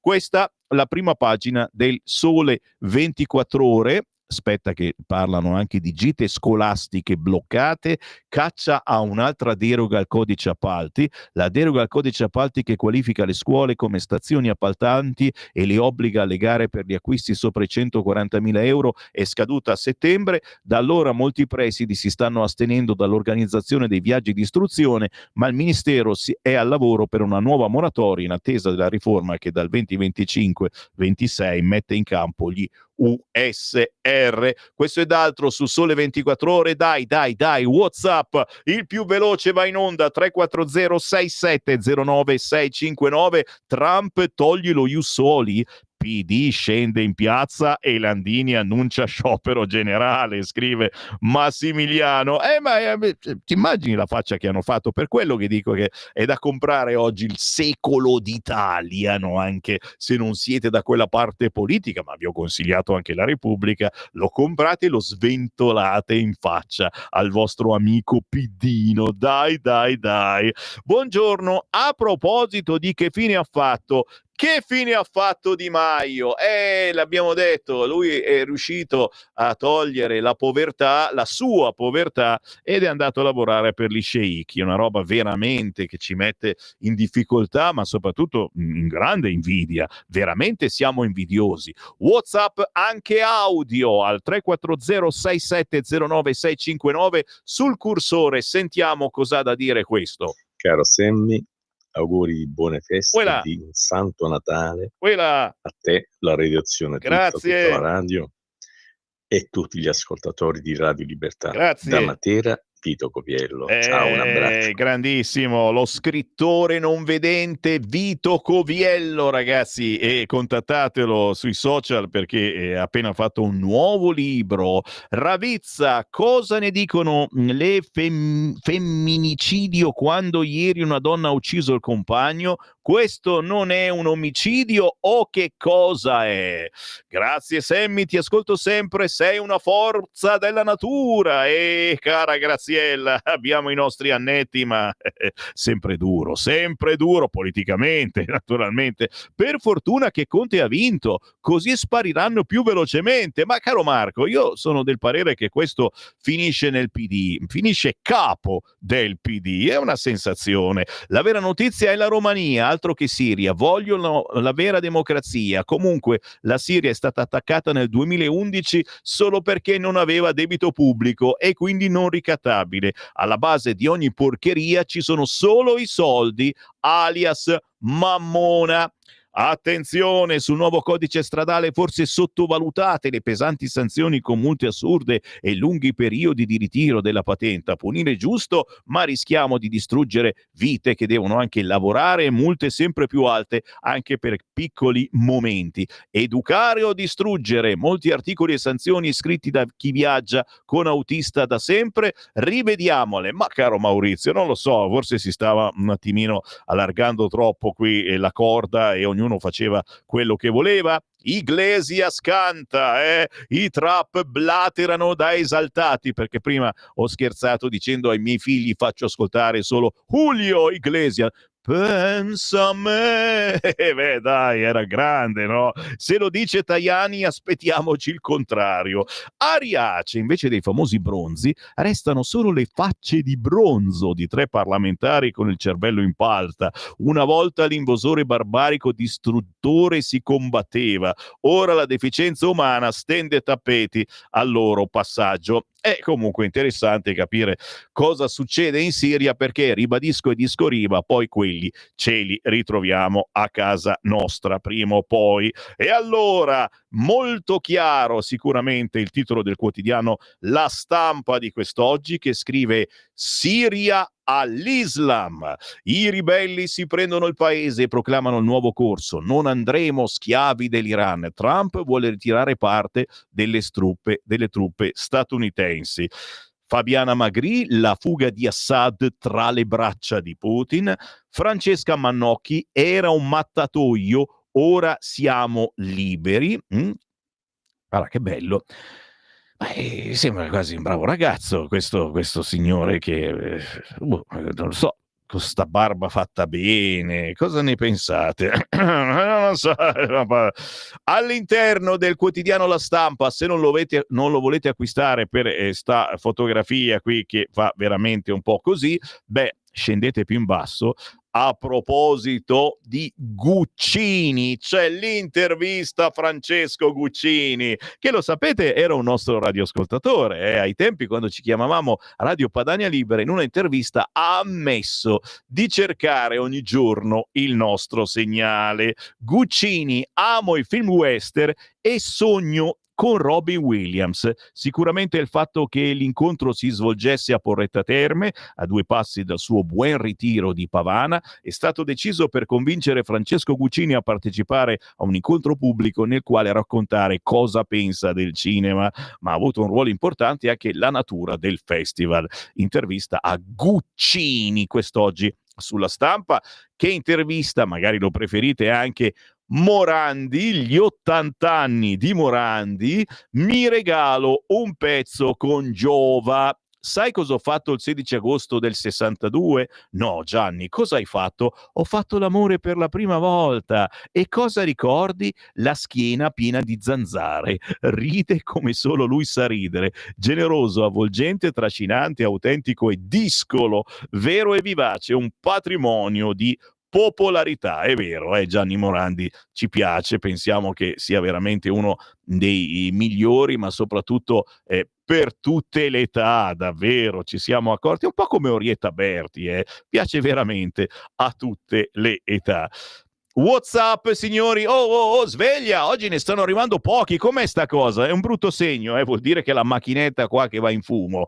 3406709659, WhatsAppate, contattando Sammy Varin, ma soprattutto dicendo la vostra sulle notizie del giorno. 3406709659 e i tanti che mi hanno richiesto la verità. Cosa faccio? La leggo adesso o la leggo dopo? La leggo dopo, no, bastardo dentro. No, vi leggo il titolo principale. Trump può fermare la guerra in Ucraina, titola quest'oggi il quotidiano La Verità. Biden voleva mandare in trincea i diciottenni, Trump può fermare la guerra in Ucraina. Mentre il numero di morti è insostenibile su ambo i fronti, il presidente eletto mostra la chiara volontà di mettere fine alla mattanza. L'occasione è propizia, Russia e Iran non sono mai stati così deboli. Inoltre il tycoon intende giocarsi la carta dell'uscita dalla NATO. Naturalmente in prima pagina Damasco ai ribelli, Assad si rintana a Mosca e poi Conte agguanta l'agognato quorum e Grillo prepara ricorsi e scissione. Alla fine l'avvocato riesce a portare al voto bis più militanti della scorsa tornata. L'ex comico è ufficialmente defenestrato, ma il futuro del 5 Stelle si vedrà in tribunale. La cartolina con Mario Giordano, caro Macron, lei si crede Napoleon. E poi, non solo il corvetto a Milano, le seconde generazioni dominano nelle grandi città. Ragazzi, oggi c'è questo bellissimo report di Fabio Amendolara, il report quello bello, che gira tra le banlieue italiane. Dove preferite farvi derubare? Avete solo che l'imbarazzo della scelta. Ecco la mappa di tutte le periferie incandescenti. Corvetto è solo l'antipasto. In Italia sono decine le periferie multietniche pronte a esplodere. A Milano ribollono San Siro, via Padova, Quartoggiaro. A Torino il caos avanza a Barriera di Milano, Aurora, Porta Palazzo. A Brescia preoccupa il quartiere Carmine. A Firenze le aree periferiche che incarnano tensioni che riflettono le disuguaglianze urbane sono le Piagge e via Pistoiese. Signori, tutto da acquistare quest'oggi il quotidiano La Verità, anche perché per le interviste del lunedì, oggi La Verità intervista Federica, autonomia ok, la Lega ha passato momenti peggiori. Valditara, i genitori dicano dei no ai loro figli. Guarda che questa è potente, eh? Bravo Francesco Borgonovo che l'ha intervistato, gli ha strappato questa frase. I genitori devono imparare a dire dei no ai loro figli e i figli devono imparare ad accettare i no della vita, i no dei genitori, i no della fidanzatina, i no dell'amico, senza tirare fuori il macetino che ci è passato in consegna dal figlio del barcone, ok? Lo so, è dura, ma dobbiamo veramente insegnarlo ai nostri figli. Ci sto provando anche io, come ben sapete, quasi 14 anni hanno compiuto, quasi, Elia e Tabata. Prima di addormentarvi ancora ulteriormente con altre notizie, no, c'è un'altra prima pagina, dai, non posso non farvela vedere subito perché questa è forse la più potente che riguarda la Siria, la prima pagina di Libero, Siria in mano a terroristi, e la racconta giusta oggi Libero, via il macellaio, arrivano i tagliagole. Macron e l'Europa festeggiano la fine del regime. Fanno pure bene. Peccato solo che i nuovi padroni di Damasco siano i figli di Al-Qaeda. Avviso agli alleati, tutti devono contribuire alla difesa oppure, in centropagina, Trump a valanga, via lo ius soli e Stati Uniti fuori dalla NATO. Mi sentite chiamati in causa? Perché l'Italia probabilmente ha saltato qualche rata del pagamento alla NATO. La telefonata con la moglie, sì, ti ho tradito, sciacallata di report su San Giuliano. E poi ancora, qualcuno si chiedeva che fine avesse fatto, dagli stivali all'oblio, dall'Africa a X Factor, che fine ha fatto Sumaoro? Signori, capite? Oggi bisogna spendere parecchio.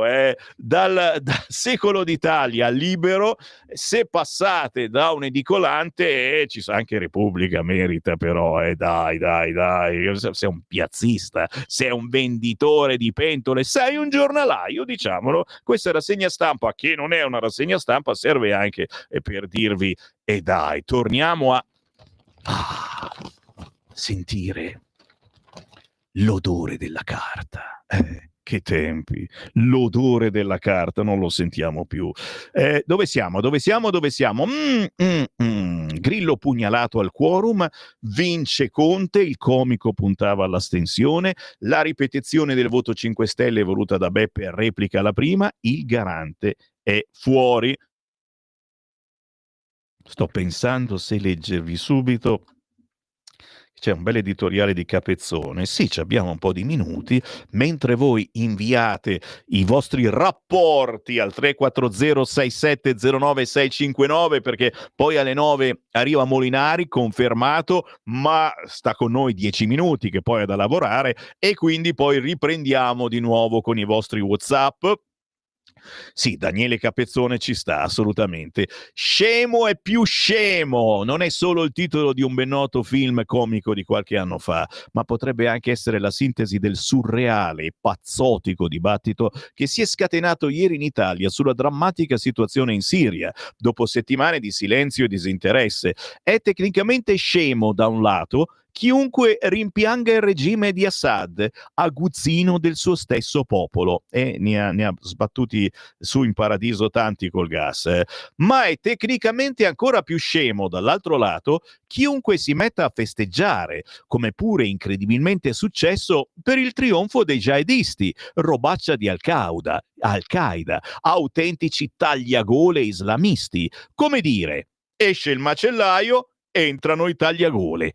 E invece, con sprezzo del ridicolo, si sono formate due fazioni esattamente di questo tipo. Da una parte vedove nostalgici del dittatore, come se sotto di lui fosse stato garantito altro che oppressione, miseria e morte. Dall'altra piccoli fans dei jihadisti, a cui si sta incredibilmente tentando di applicare un trattamento lampo di chirurgia estetica. Sono moderati, ci si spiega. Vedrai che moderazione a breve. La realtà è che il nostro provinciale discorso pubblico pare dominato da un terribile mix di cinismo, propaganda, tifo. È stato cinismo quello che per un lunghissimo periodo ha indotto le leadership europee a coprire ogni malefatta di Assad, riverito per anni a sinistra come a destra, quando arrivava a Parigi, ricevuto anche da Giorgio Napolitano qua in Italia nel 2010, addirittura con il conferimento di onorificenza, poi venuta meno e ritirata nel 2012. Gli avevamo dato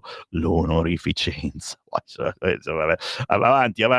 Ed è propaganda di segno pro Putin quella che induce alcuni a rimpiangerlo, ma è propaganda di segno uguale e contrario, in questo caso antiputinista, pure quella di chi in Unione Europea da ieri si sbraccia a favore dei quaidisti. Diciamolo chiaramente, è partita malissimo, ad esempio Kaja Kallas, la commissaria che è alto rappresentante dell'Unione Europea per la politica estera. La fine della dittatura di Assad è uno sviluppo positivo e atteso da tempo. Lavorerò con tutti i partner costruttivi in Siria e nella regione.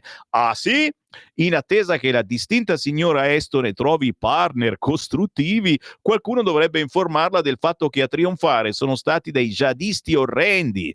Tornano alla mente i cori stolti e suicidi che qui in Europa nel 79 accompagnarono l'avvento del regime di Khomeini in Iran, presentato come un liberatore, e invece si trattava dell'anticamera dell'inferno per gli iraniani. O anche la leggerezza con cui nel 2011 i tanti salutarono la caduta di Gheddafi in Libia, dittatore sanguinario e spietato, certo, e non da rimpiangere, ma chi a testa lucida dovrebbe sempre interrogarsi su chi e cosa verrà dopo. E invece no, anziché esercitarsi sulla ricerca del male minore, i sonnambuli della politica europea, con il loro codazzo di esperti, che non ne azzecca una, litigano per aggiudicarsi il ruolo di capotifosi del male peggiore. Non finirà bene, c'è da temere. Così quest'oggi l'editoriale di Capezzone sul quotidiano Libero. Ricchissimo, certamente, vi dicevo, di emozioni.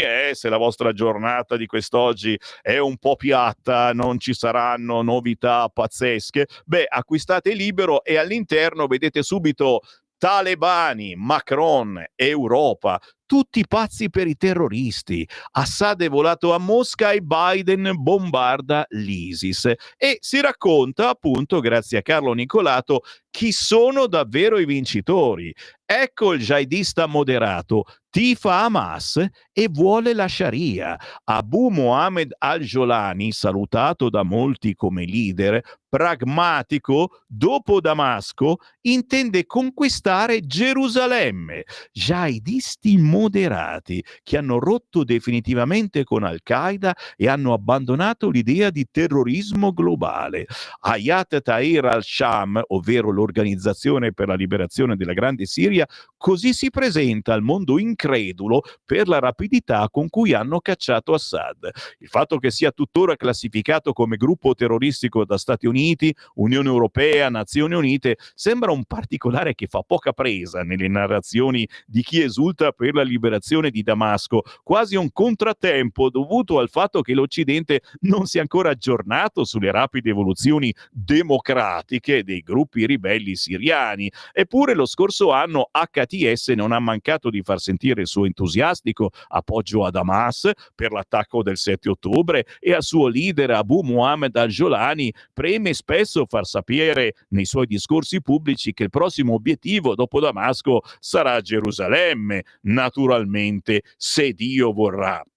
C'è qualcosa che non torna, insomma. Nel corso degli anni, da quando è iniziata la guerra civile siriana nel 2011, HTS si è trasformata ripetutamente con cambiamenti di nome, divisioni degli effettivi, un ruolo più ampio nella provincia nord-occidentale del paese, Idlib, dove nel 2019 ha instaurato un governo di salvezza. Prima era nota con il nome di Abad al-Nusra, organizzazione nata nel 2011 sotto l'egida di Al-Qaeda, ma nella cui formazione hanno avuto un ruolo fondamentale anche Abu Bakr al-Baghdadi, defunto leader dell'ISIS. Sotto il nome di al-Nusra il gruppo ha pianificato attacchi in Occidente con membri quali Mush al-Fadli, Abdul Mohsen Abdullah Ibrahim al-Sharik, che ai tempi prima di essere eliminati figuravano tra i terroristi più ricercati degli USA. Tutto dimenticato? Nel 2016 al-Nusra è diventata Jabhat Fatah al-Sham con una... qui si parla solo arabo, ragazzi, oggi si parla solo arabo, con un annuncio formulato dallo stesso al-Jolani in cui si sottolineava la rottura formale con Al-Qaeda, anche se secondo molti la formula utilizzata era la dimostrazione che in realtà l'originaria organizzazione terroristica manteneva un'influenza decisiva sulle strategie di guerra. Insomma, ragazzi, se volete conoscere il capo di HTS al-Jolani, che sembra un brafieux, ma la scimitarra dove l'ha nascosta, acquistate quest'oggi il quotidiano Libero, che è stracolmo di emozioni. Tra poco ne arrivano altre, ma prima ancora, tra pochi istanti, l'ospite Riccardo Molinari. Stai ascoltando Radio Libertà. la tua voce libera, senza filtri né censura. La tua radio.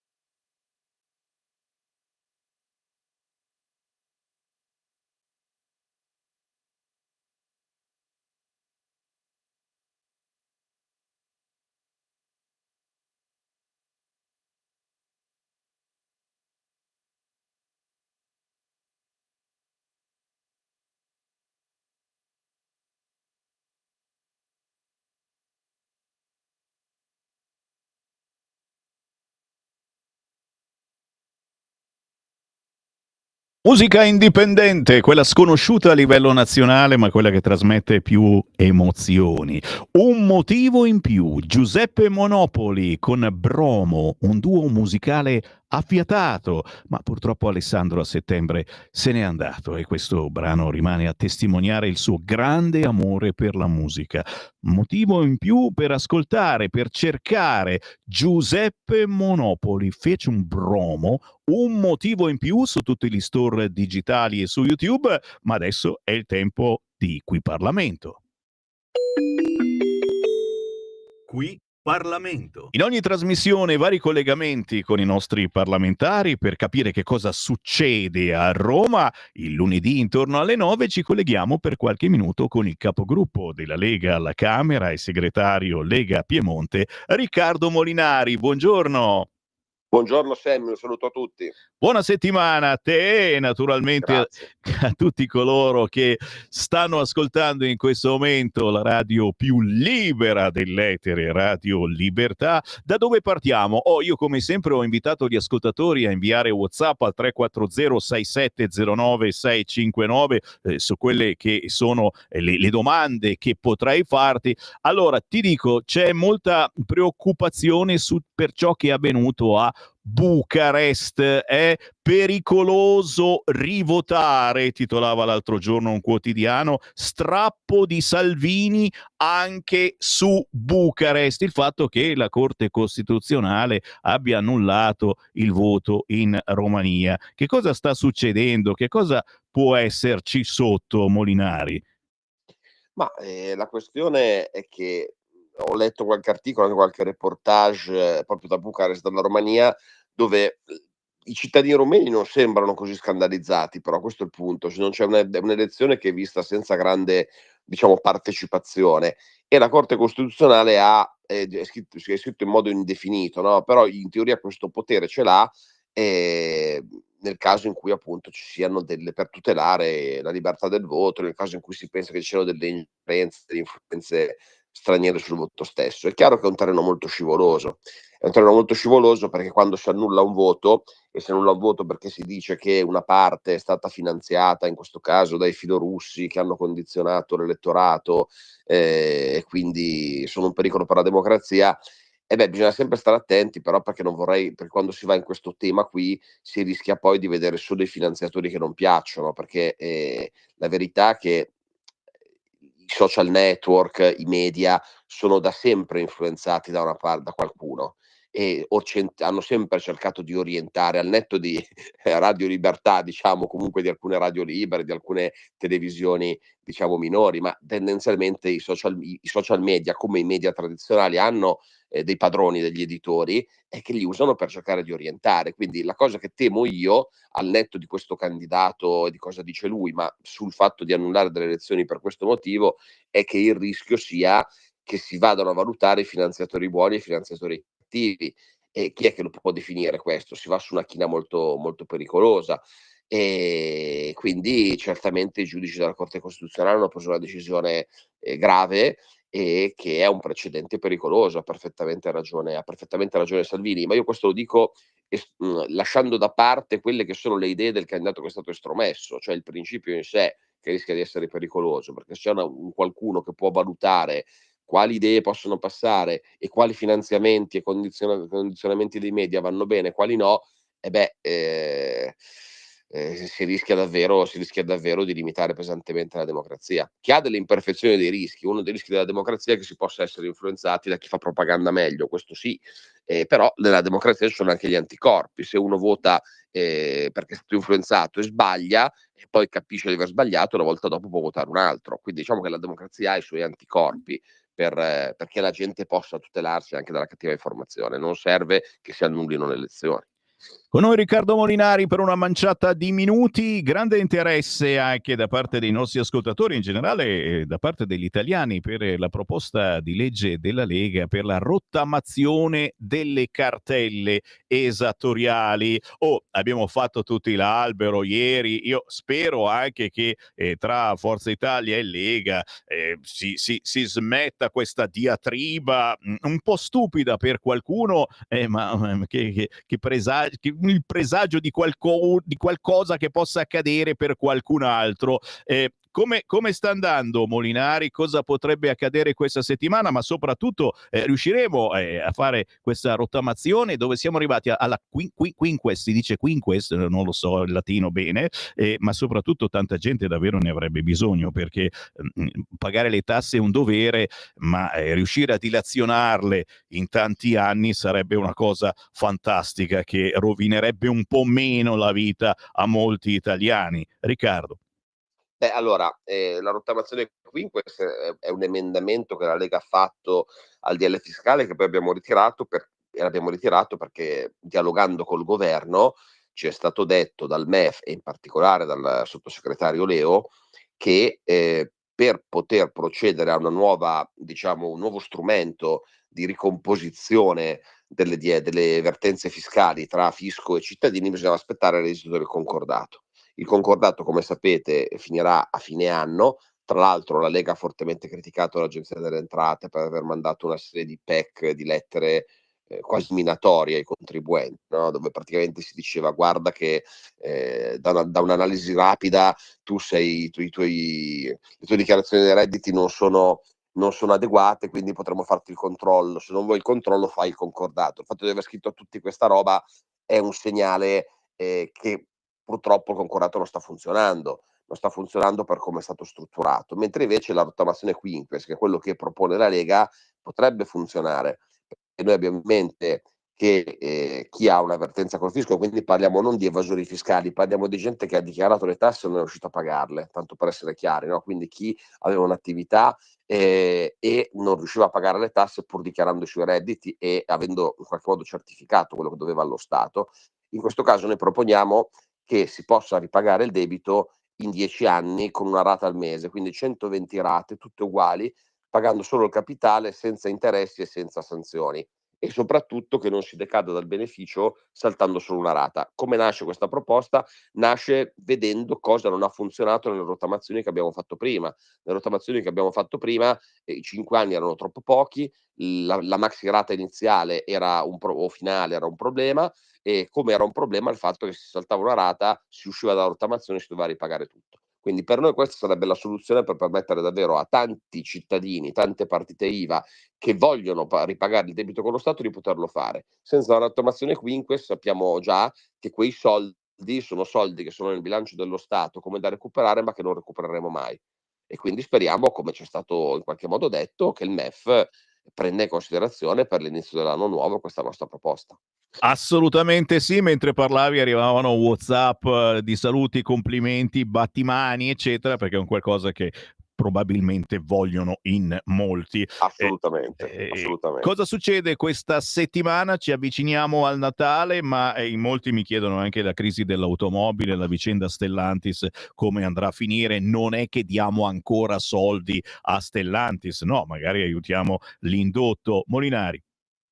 Allora, questa settimana domani votiamo il cosiddetto decreto ambientale, e poi mercoledì abbiamo un provvedimento sull'università e la ricerca. Da giovedì inizia, diciamo, il lavoro in via esclusiva della Commissione Bilancio, quindi da giovedì si lavora in Commissione Bilancio fino a tutto quello che ne sarà necessario, fino a sabato, fino a domenica, per concludere la legge di bilancio che dovrebbe arrivare in aula lunedì. Quindi diciamo, sì, questa è la settimana più importante, perché poi il lavoro in commissione della legge di bilancio è quello che definisce il testo che poi sarà approvato, e sarà approvato, diciamo, praticamente in via definitiva, perché ormai è purtroppo prassi che la legge di bilancio venga modificata solo da una Camera e poi passi all'altra Camera per la ratifica. Quanto riguarda Stellantis, il tema è estremamente complesso, ma io penso una cosa, che noi dobbiamo dire a testa alta che la Lega è l'unico partito che da qualche anno dice da sola e solleva il ditino e alza la voce nelle istituzioni. Io ho fatto una mozione anni fa su questo in Parlamento e agli atti, dove diciamo che questa idea folle del Green New Deal di vietare la produzione dal 2035 dei motori endotermici sarebbe stata la morte dell'industria automotive europea e quindi anche italiana. Ci hanno tutti deriso, ci hanno detto che le case automobilistiche erano ben felici di convertirsi all'elettrico, ci hanno detto che le società dell'indotto avrebbero potuto trasformarsi e fare altro, sono tutte balle. La verità è che l'auto elettrica non la compra nessuno perché non funziona e costa troppo, senza gli incentivi dello Stato non ne stanno vendendo, le uniche che si vendono sono quelle cinesi perché costano molto, molto di meno rispetto a quelle fatte in Europa o quantomeno delle compagnie europee. Il fatto che le aziende automobilistiche abbiano sposato questa follia della svolta green, che per loro è solo un guadagno, tanto per essere chiari, perché sono tutte multinazionali e quindi nella loro organizzazione industriale cosa si è detto? In Europa abbiamo una fetta di mercato che sarà obbligata dalla Commissione europea a comprare solo l'elettrico, quindi per l'Europa facciamo solo elettrico e nel resto del mondo continuiamo a produrre le auto tradizionali che si continueranno a vendere. Però questa scelta che hanno fatto ha portato alla crisi della componentistica, perché le auto elettriche non hanno i componenti di un motore tradizionale endotermico e secondo uno studio sia della CGIL che della Confindustria, dove concordano su questo, senza più motore endotermico in Italia noi perdiamo 75.000 posti di lavoro e sono per lo più nelle regioni del nord, Piemonte, Lombardia, Veneto, che sono le regioni, Emilia-Romagna, dove si fa la componentistica. E tra l'altro componentistica non per Stellantis, perché su Stellantis c'è un altro problema. Stellantis, da quando c'è stata la fusione Fiat, FCA, insomma, con Peugeot, nel 2020, governo Conte 2, e nel momento in cui si è fatta una società unica dove dentro c'è il governo francese, lo Stato francese con delle quote di capitale importanti, e Stellantis ha iniziato a privilegiare i contoterzisti, insomma le aziende di fornitura della Francia o addirittura anche di paesi extraeuropei, disinvestendo in Italia. Da quando hanno fatto questa fusione hanno moltiplicato i dividendi per gli azionisti, dividendi miliardari, e hanno lasciato per strada 13.000 persone e continuano a chiudere stabilimenti. Quindi c'è una responsabilità fortissima di chi governava allora di non aver vigilato su questa fusione, di chi gli ha dato anche addirittura 6 miliardi e mezzo di prestiti garantiti dallo Stato per fare investimenti in Italia che non sono stati fatti. E quindi da una parte noi dobbiamo chiedere a El Khan, che è l'attuale presidente di Stellantis, di dirci chiaramente cosa hanno intenzione di fare per investire in Italia con tutti i soldi che sono stati dati in varie forme a FCA in questi anni, ricordandoci però che i francesi hanno una posizione di vantaggio perché hanno dei soldi nel capitale, ma in generale la questione da affrontare, chiudo davvero e mi scuso se sono andato lungo, ma il tema lo conosco abbastanza bene ed è molto complesso, riguarda la vita di tantissime persone. Il problema è che qua davvero l'Europa dovrebbe insieme cambiare rotta e tutelarsi, rilanciando l'industria dell'auto, togliendo questo limite del 2035, imponendo al massimo una neutralità tecnologica, quindi imponendo che si riducano le emissioni, ma che ogni azienda, ogni Stato possa studiare delle soluzioni. Ci sono i biocarburanti, ad esempio, c'è l'idrogeno, che salverebbero il motore tradizionale, e bisogna proteggere il mercato europeo. Su questo, paradossalmente, Trump può darci una mano. Se Trump metterà i dazi sulle auto europee, questa è un'occasione anche per l'Europa per mettere i dazi sulle auto che arrivano da altre parti del mondo e riconcentrarsi a sviluppare e potenziare la sua industria automotive, che è poi la colonna portante dell'economia del continente. Scusa se sono stato lungo, ma secondo me bisogna non solo criticare, ma dare anche qualche soluzione. Io penso che sull'auto la soluzione vada affrontata a livello europeo e l'Europa debba obbligare i produttori a produrre in Europa, a garantire i salari e a togliere questa autocastrazione dell'auto elettrica che sta distruggendo la nostra industria. E chissà mai, passo dopo passo, che questa volta ce la facciamo. E intanto ti ringraziamo per questa importante fotografia che hai fatto della situazione automobile in Italia e nel mondo. Grazie a Riccardo Molinari, capogruppo Lega alla Camera e segretario della Lega Piemonte. Buon lavoro Riccardo. Grazie Sammy, buon lavoro a te e un saluto e un abbraccio a tutti gli ascoltatori. Qui Parlamento. E qui la voce di Sammy Varin che vi dà ancora il buongiorno. Abbiamo 15 minuti circa ancora insieme prima che arriva il nostro editoriale del giorno con il direttore Sallusti, poi oggi Te la do io l'America e poi ancora certo la trasmissione di Giulio Cainarca. Non conduce più la rassegna stampa ma conduce l'approfondimento del giorno, sempre molto molto importante. Chi vuole andare in India a comprarsi la Pecar car, io me la farei volentieri. Guarda, mi ricordo da bambinetto, davvero, era il mio sogno l'Ape Car. Se non fosse per il pianale dietro che stonava un attimino, era un po' troppo da montagna. Adesso sono delle bellissime automobiline, carine, io me la comprerei subito. Mio figlio Elia dice: oh, ma sei matto, sono bruttissime quelle robe, vogliono le moto. Dai, WhatsApp al 340-6709-659, se avete qualcosa da commentare fatelo in tempo reale, perché c'ho qui aperta la macchinetta, ve li leggo subito. 340-6709-659, WhatsApp con siamo tutti bloccati nel traffico e non abbiamo l'allegria per scrivere. Questo modello Lerch, no? Siamo tutti bloccati nel è vero, parole sante. Infatti Sammy Varin arriva qua poco prima delle 6 e vi bagna il naso con il traffico. D'altronde sotto Natale è sempre così, a Milano e in tutte le grandi città. Santa pazienza. Buongiorno Sammy, arrivano pochi messaggi perché siamo tutti a fare shopping a Monte Napoleone con Repubblica sotto l'ascella. Bravo Stefano, avanti così. Guarda, Repubblica oggi è da acquistare, ve l'ho detto, c'è dentro buona roba. Buongiorno, siamo di Telefono Azzurro, stiamo cercando 2 minorenni obbligati ad ascoltare Iglesias, può aiutarci? Questo è spirito, ragazzi, questo è spirito, perché ho detto che i miei figli li obbligo ad ascoltare Julio Iglesias. Non si può neanche fare una battuta, piuttosto dei rapper che invitano a picchiare, violentare, eccetera. Ravizza, ho letto che non è più possibile scaricare l'app Io per troppe richieste. Buona speranza, vuol dire che nessuno la vuole. Non scaricatela, mi raccomando, non mettetegli il wallet dentro, guarda me. Grazie, ascolto con passione leghista. Maria Rita, grazie. Primo messaggio che mi scrive, un bacino a Maria Rita che mi ascolta con passione leghista, ma anche se non siete leghisti celoduristi, ragazzi, anche se votate PD, questa è una rassegna stampa che cerca in qualche modo di mettere un po' di allegria e far capire che cosa succede sui quotidiani, giornaloni e non solo, assolutamente sì. La pecca di Molinari sta proprio nel nominare l'Europa come fosse un'evanescente ombra onnipotente, mentre è una buca in terra piena di vermi parassiti da coprire con la calce viva. E caro Mauro, ma Molinari rappresenta anche le istituzioni, la Lega nelle istituzioni, e non può parlare di terra piena di vermi parassiti.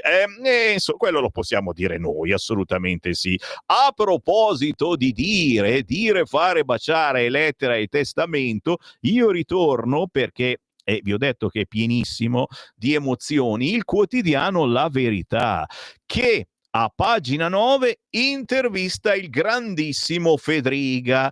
Ora sull'autonomia possiamo procedere, la coalizione è unita, il governatore, il Friuli Venezia Giulia chiederà competenze, terzo mandato, discutiamone, la Lega ha vissuto anni peggiori. Massimiliano Fedriga, presidente leghista del Friuli Venezia Giulia, l'autonomia a voi cara è stata rasa al suolo dalla consulta?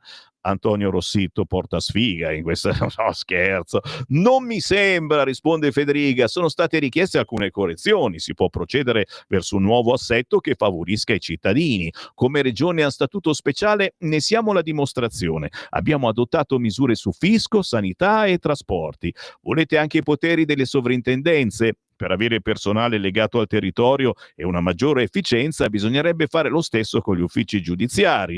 Non eserciteremmo nessun potere. È già una convenzione tra la nostra regione e la Corte d'Appello per 30 dipendenti amministrativi.